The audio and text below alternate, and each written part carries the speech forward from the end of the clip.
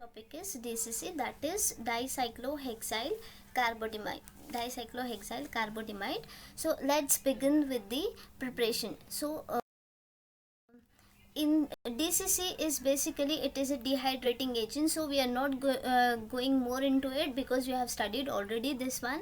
And so in the preparation part, DCC is the it can be prepared both the ways, like it can be either prepared by the oxidation of dicyclohexyl thiourea with the mercuric oxide, or by the dehydration of dicyclohexyl urea with paratoluene sulfonyl chloride in the presence of the pyridine. So here let's begin with the first preparation. How we'll do the oxidation of N dicyclohexyl thiourea? We are taking the thiourea, N dicyclohexyl thiourea, in the presence of Hg2O, that is your mercuric oxide. You are preparing the DCC with the elimination of Hg2S, that is your mercuric sulfide, and with the elimination of water molecule. And again in the second step of preparation, a second method of preparation is you are taking the DCC, that you are taking the dicyclohexyl urea, and then if you will treat it with the paratoluene sulfonyl chloride in presence of hot pyridine, hot base. Okay, so if you will treat it with the pyridine, at that time what happens, this water molecule gets cleaved out with the formation of your DCC. Okay, it is basically the dehydration takes place in the presence of your DCC. DCC will react as your dehydrating agent, you have to remember that much. Moving on to application part. So how the DCC can be applied, where it is applied? So it can be synthesized for the various compounds like esters, ethers, anhydrides, amides, lactams, lactones, peptides, etc. Okay, it can also be synthesized with the barbiturate acid. Okay, so let's begin with the ester application. First application is your ester. So esterification reaction, you know that what is esterification reaction. For the carboxylic acid, we will do the confirmatory test as a esterification reaction. So here what we are doing is esterification of acids with either of the primary or secondary alcohols. So we are taking the carboxylic acid and then we are treating it with an alcohol in presence of your DCC. Esters are formed with the elimination of dicyclohexyl urea. Okay, so let's move on to mechanism of it. There are two steps here. So in the first step you are taking the acid, carboxylic acid, and in the second step you are taking an alcohol. So let's see in the first step what happens. So we are taking the RCOOH, and then if we are treating it with the DCC, that is your dicyclohexyl carbonamide. Okay, dicyclohexyl carbonamide. So you are taking that, what happens here, nitrogen which is having the lone pair of electron will abstract the proton from here, generating the carboxylate ion. Okay, after once it gets generated, the carboxylate ion is generated. Again the attack of this O minus carboxylate ion, O minus, to the carbon atom of your DCC. Once this minus charge goes, attacks to the carbon atom, and then there is the neutralization of the positive charge. When the nitrogen atom is having the 4 bonds, that once it will abstract the proton from here, it gains the positive charge.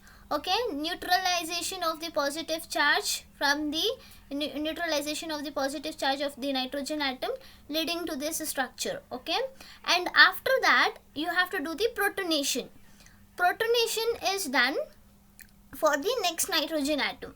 Okay, the nitrogen atom which is having a lone pair of electron abstract the proton, it gains the positive charge, that will become your structure number 1 over here.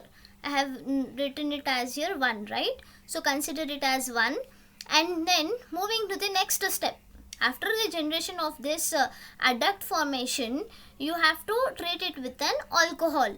So the alcohol which is having the lone pair of electrons, oxygen which is having the lone pair of electrons in the alcohol, that will go attack to the carbonyl carbon of your structure number 1. Okay, once it goes and attacks to the carbonyl carbon which is electrophilic in nature, and then the bond will shift, make it as a O minus, and here the oxygen will gain the positive charge. Once it gains the once it gains the positive charge, what happens here is simultaneously the bond is going to shift and there is a cleavage, like SN2 reaction. Okay, so first there is the deprotonation which is taking place over here. H plus will cleave out, and then this O minus which is present over here, this minus charge shifts, make it as a double bond. There is a cleavage of your dicyclohexyl urea. Okay, DCC gets cleaved out, leading to the formation of your ester molecule. Understood? Okay. Moving on to next application, amides. So here also you are seeing the reaction as well as the mechanism. In the amides, how the amides are formed? You are taking when the carboxylic acid is treated with the primary or secondary amines in the presence of DCC reagent, an amide is formed with the elimination of acid and dicyclohexyl urea. Okay, so moving on to mechanism, there are again two steps. So first, it can also helpful for the formation of your anhydrides. Okay, if you will see, there is the preparation of an anhydride can also takes place. So it can also takes place for the application part. If it is like acid anhydrides, you can write this mechanism till here, so that this can also lead to one of the application, like preparation of an not a preparation, it is the application for an anhydrides. Okay, so here if you are taking in the carboxylate ion, and then you are taking that first structure of that, and then the carboxylate ion which is having the minus charge again goes and attacks to the carbonyl carbon. Meanwhile, there is a shifting of this bond towards this side, and then this bond will neutralize the positive charge of your nitrogen atom. Okay, so after that what happens, your anhydrides is obtained, like R2 RCO twice is and O plus dicyclohexyl urea.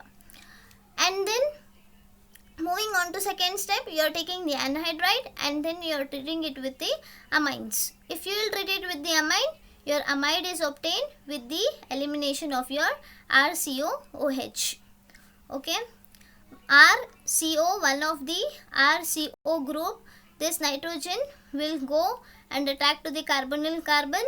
Again what happens, one of the RCO group will react with the O group, and it will go it as the it will take one of the H plus atom, and then it will go it as the carboxylic acid, resulting in your amide formation. Okay, in the next application, that is your ethers. Here ethers are formed.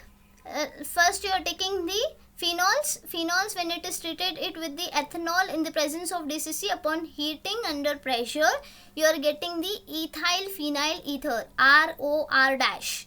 Here R is your benzene, ethyl group is your or R dash. Okay, in general if I have to speak about, you are taking the two molecules of an alcohol, and then if you are treating it with the DCC in the presence of heat and under pressure, you are getting the ethers with the removal of your dicyclohexyl urea. Okay, then moving on to lactones. Lactones, how it is formed is, here you have studied the reserpine structures in the natural product, synthesis of reserpines. Okay, so you are taking the gamma hydroxy lactonization. How it takes place is, it affects to the gamma hydroxy acids. So from here one water molecule gets cleaved out. When you will treat this type of the gamma hydroxy acids, substituted product, substituted starting material, when you will treat this with the DCC structure in presence of pyridine, what happens here is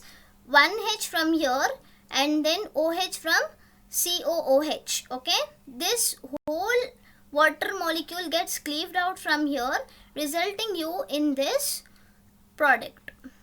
Okay, moving on to next application, that is your peptides formation. How the peptides are formed, here you are taking an amino acids, amino function group should be there, that has been protected by phthalate or carbobenzoxy group. which will be condensed with the amino acids, amino acid esters in the presence of DCC at room temperature. Remember, at room temperature amino groups are getting treated it with the amino esters, amino acid esters. Alright, so once here what happens, one molecule of your water gets cleaved out. Here COOH is there, right? So OH from here and one of the H atom from here gets cleaved out and resulting you in your amide peptide formation, CONH bond peptide formation with the cleavage of your DCCH2O molecule. Okay, thank you. If you have any doubts, you can ask me in the comment box. Like and subscribe my channel.